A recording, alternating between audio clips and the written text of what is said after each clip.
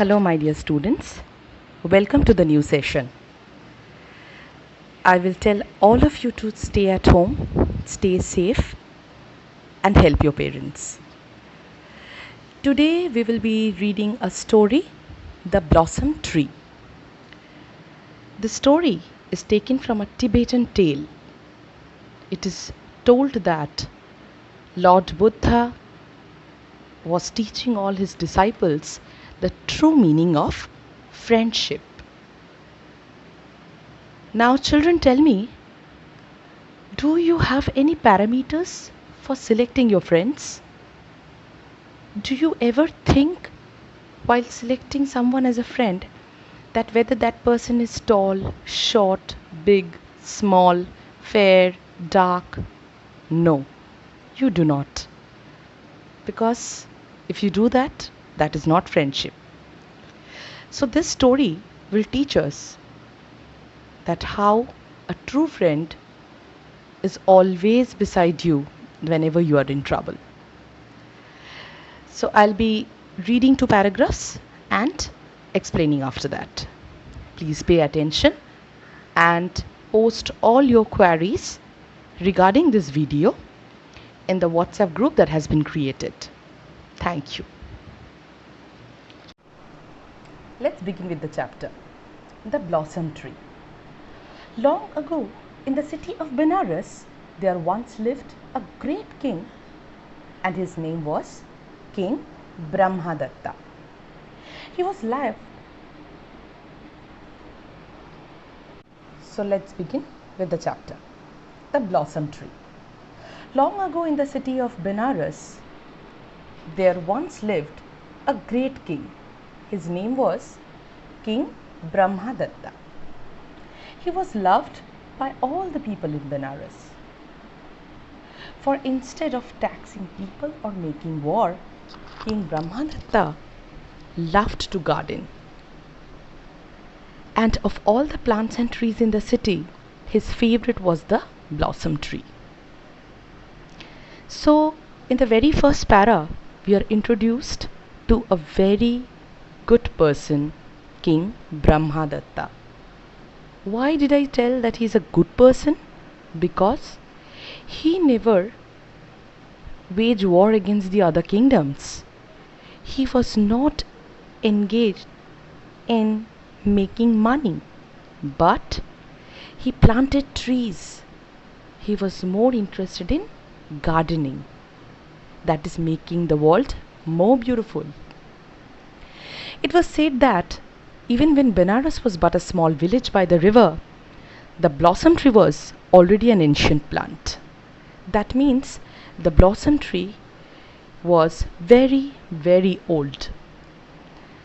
Some people believed that blossom tree's roots went so deep that they went to the realm of the demons, that is, kingdom of the demons.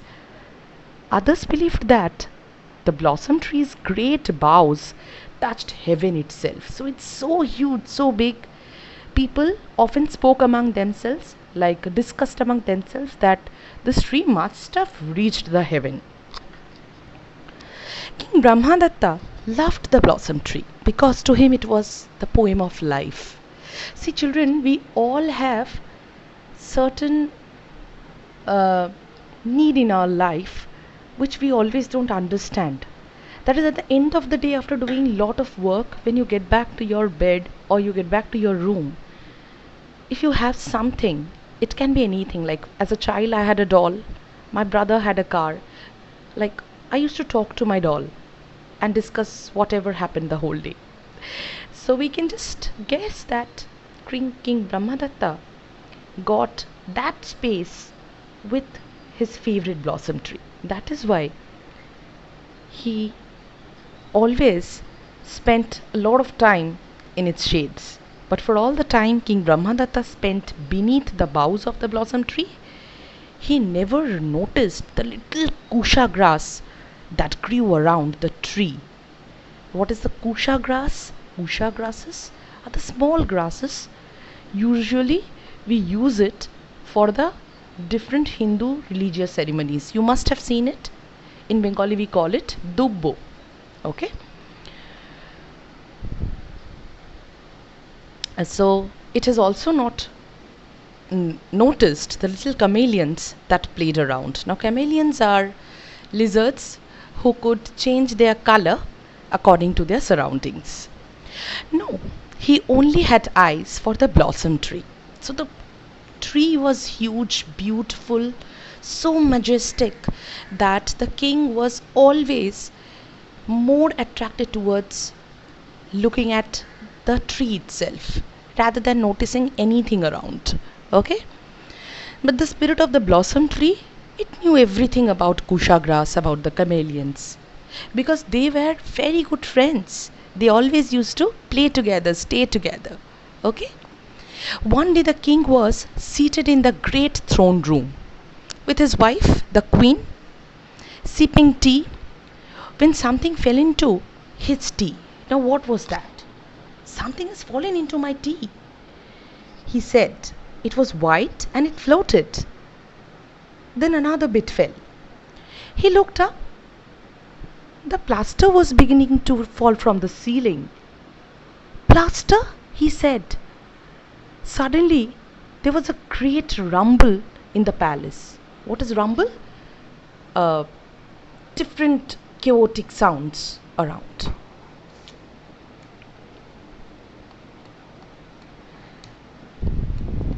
Okay. The palace is getting to collapse, he cried. For making his way across the ceiling was an immense crack, and great chunks of plasters were falling all across the great throne room. And in the great wooden pillar which hold up the entire palace, there was a deep crack. Now probably they had a very huge wooden pillar which is the base pillar of the palace. That is, the palace roof probably was resting on that pillar. And the main crack, the huge main crack occurred there itself. So to save the palace, that particular pillar needs to be replaced. Now the pillar was so huge, so strong. Who will replace it? A very strong trunk of a tree can do that. So the king said, carpenters, builders, he cried quickly. Okay? He quickly cried. Quickly go out into the parks and into the gardens. Find a tree to replace the pillar. Hurry! We must repair the palace. So the carpenters and the builders searched from park to park, tree to tree, measuring, trying to find a tree great enough to replace the pillar. But it was not long before one of the head carpenters, that is, head of the group of carpenters, returned to the king and fell on his knees before him, as if he was going to say something for which he was already sorry. Now, what was that? Your Majesty, it pains me to report that there is only one tree great enough to replace the pillar. Now, he has got a suggestion now. Now, what suggestion? He is saying, listen, master, there's only one tree who can replace this huge pillar. Now, children, I know you are guessing it correctly. It is the blossom tree. Now, the king is completely curious to know what he was going to say. Well, what is it? What is it? Asked the king. It is the blossom tree. The king looked at the builder. The jewel of Benares, the most beautiful tree in all of India. You're telling me you want to cut that off? No, no, no. There must be another. There is no other, king. So they are saying that no, there is no other. That's the only tree which can replace it. So definitely now there is no other option. Okay, but here the king was in a dilemma. He was completely confused. The king really don't know what to do, because here he cannot think of cutting off the blossom tree, which is his favorite. Okay, so here, what does the king do? Poor King Brahmadatta was very confused. He did not know what to do. He could either save the blossom tree or let his palace collapse. But he could not do the latter. His servants, his family lived there. The people needed the sea to see the king in the palace. So children, here we can understand that King Brahmadatta was in a dilemma. He was confused about what to do. He was in such a condition that he could not even think of letting his best friend go away. And on the other way, he had to think about his family members, about everyone who resides in that particular palace. It is their home. He at once could not snatch that also. It was too big a decision for the king, so he went that night out in the park to meet the blossom tree itself. Its mighty branches rose above him, and he could feel its immense spirit surging from the earth, its trunk out its boughs, out its leaves, down into the earth, into its roots again. And he prayed to the spirit of the mighty tree for an answer. So now King Brahmadatta decides to meet his best friend, his closest friend, probably for the last time. So that night he went to the garden, stood in front of the tree, and as if was asking for a solution. That, my dear friend, can you tell me how can I save you? Do you have any other solution through which I can save my palace? And he could also feel the spirit of blossom tree was roaming about throughout its body, but it had no answer. And the king left. And he prayed to the spirit of the mighty tree for an answer, but the spirit of the blossom tree said nothing, because he had nothing to say. He himself did not create such a situation. He was also in a very problematic situation. He also needed an answer. Here I was talking about the blossom tree. And so King Brahmadatta decided to chop it down. It was the last decision taken by him. As soon as the idea entered his mind, the breezes blowing past his ears heard it, they whispered it to the birds, and the birds flew in the horror and whisper it to the leaves, and the leaves whisper it to the sun, as if the whole nature was discussing about this disaster. Everyone was talking to each other about this death that blossom tree will be facing. Soon all creation knew that in the morning the beautiful blossom tree was to die. And deep in the park that night, that spirit of the other mighty trees, magnificent trees, joined her. And they said, "What will you do? You must leave your body tomorrow morning. What will you do? They are going to chop you down."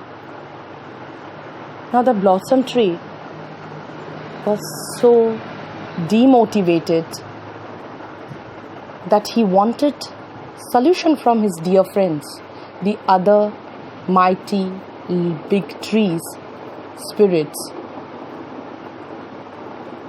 But neither they could give a solution, nor they could motivate the blossom tree to survive. They were creating lot of question within its mind. He was also confused. And the blossom tree spirit said, I have lived in my body for thousands of years. I do not know how to live in another body. What will I do? Well, said one of the others, you should try this. No, Blossom Tree, you must do this to save yourself. Now, see, different tree spirits and different other creatures living in that garden, they were coming up with different solution, but none of the solution was appropriate for that situation. No, said another, do this. But though the proud spirits of the other trees had something to say, in her heart, the Blossom Tree spirit knew that they could not help her. And so, all alone in the darkness of the night, the Blossom Tree spirit wept. It cried. The night passed, all alone she waited, when in the darkness, an hour before dawn, in the lawn, she heard a tiny voice. Blossom Tree? Who is it? She said. Blossom Tree. It is me, the spirit of the Kusha grass. The little Kusha grass, can you help me? Blossom Tree, I have an idea. That is your idea, little Kusha grass? What is your idea?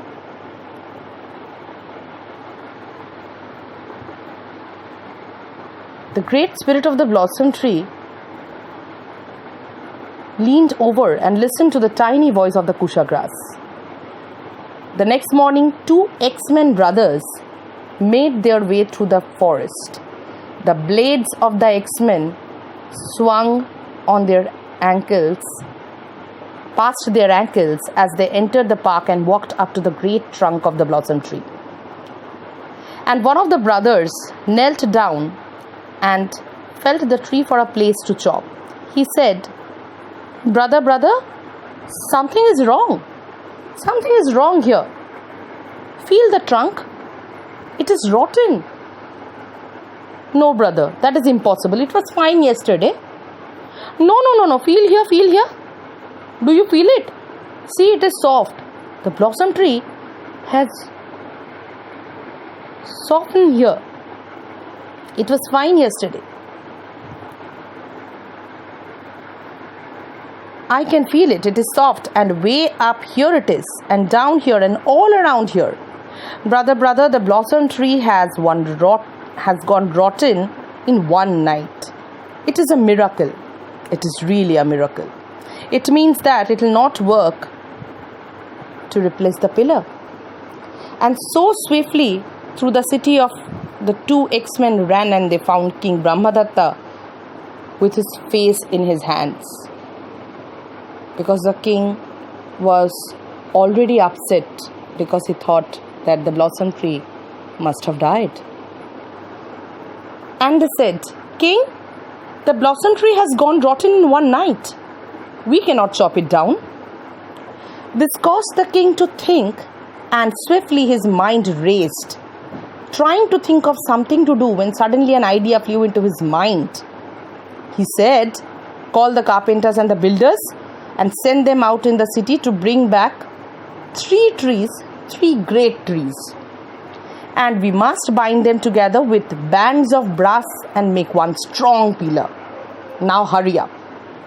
And so out in the parks, the builders and the carpenters ran. They felled 3 mighty trees, and they bound them together with bands of brass and replaced the pillar of the palace. But back in the park, the spirits of other trees stared at the Blossom Tree. They were in a shock. The other big trees were in a shock. They thought, how could Blossom Tree save itself?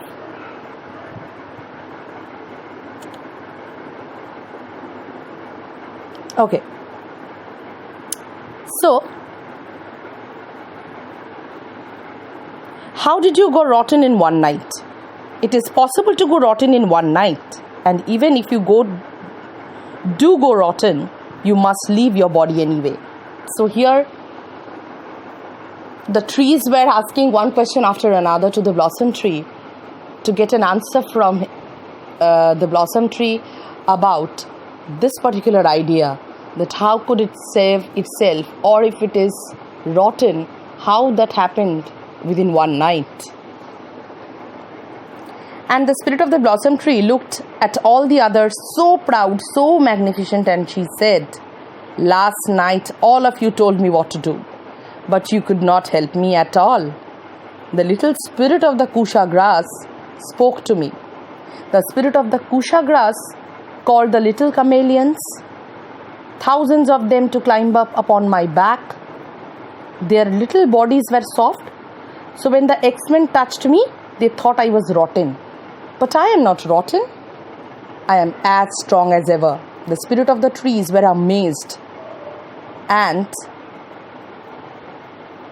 then the blossom tree spirit spoke one last time. Children, please pay attention. Listen to what the blossom tree is saying here. "Henceforward then, we must remember not to choose our friends and judge them by their magnificence or their will or their fame. But instead, we must choose our friends for their faithfulness and the depth of their love." So I hope it is very much clear to you all that when you select someone as a friend, you never look after the fact whether that friend is famous, magnificent, or attractive. It is more important that whenever you are in trouble, your friend is beside you, always backing you. Right? Children, please think about the story and get back to me with your queries in the WhatsApp group. I will be waiting for that. And if you have understood the story properly, if you have no doubts, please do the assignments that will be given to you in the due course of time. Definitely, you don't have to hurry up with that. Slowly complete your assignments, and there will be particular dates and timing to submit that. Okay? And by then, you can also clear all your doubts regarding any problem that you face in your English. Okay? Thank you.